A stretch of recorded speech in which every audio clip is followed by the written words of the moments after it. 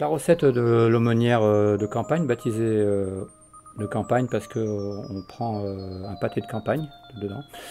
Donc elle se compose d'une pomme de terre, 2 échalotes, une tranche de pâté de campagne, donc beurre, huile d'olive, un jaune d'œuf délié avec de l'eau froide, un bouquet garni, sel, poivre et un piment d'Espelette pour un peu corser le plat.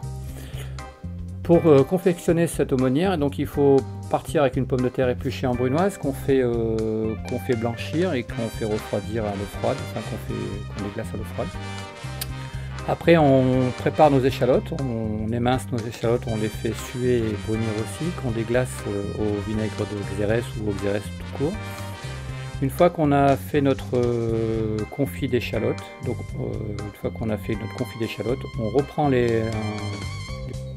reprend la brunoise de pommes de terre qu'on refait rôtir au beurre et avec un petit filet d'huile d'olive et qu'on déglace aussi au jus de pomme.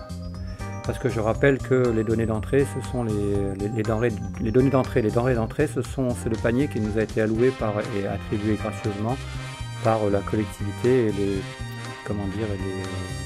maraîchers du coin, donc on les remercie.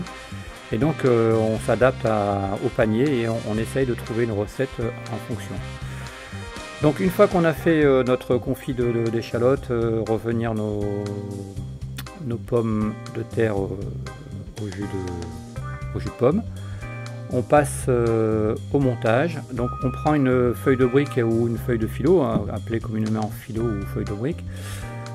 On prend un emporte-pièce, on positionne au centre d'une feuille, on garnit l'emporte-pièce d'une couche de pommes de terre. J'ai oublié que les pommes de terre devaient aussi se revenir avec un peu de thym. Moi je mets du thym parce que je trouve que ça parfume, donc on peut mettre du thym, un peu des herbes. Donc une fois qu'on a monté notre disque de pommes de terre, on vient compléter par une tranche de pâté de campagne gracieusement offert, donc un disque aussi de 1 cm.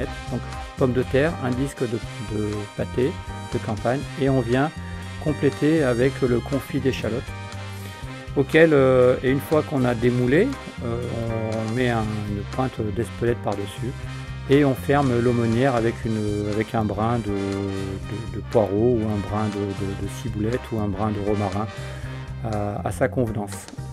Une fois qu'on a ligaturé l'aumônière, on la badigeonne du jaune d'œuf qui a été délayé avec un peu d'eau froide. Une fois badigeonné, on enfourne ça une dizaine de minutes à un four de 170 degrés, 150-70 degrés. Une fois que c'est bruni, on sort et on dresse une assiette, là aussi en fonction de ce qu'il y a, une feuille de salade. Là en l'occurrence on avait une salade, donc on a pris 2-3 feuilles de salade qu'on a montées, qu'on a décorées avec 2-3 tomates cerises qu'on a récupérées.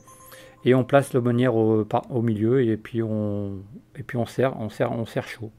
Accompagné d'un vin liquoreux ou d'un vin Alsace, ça passe bien.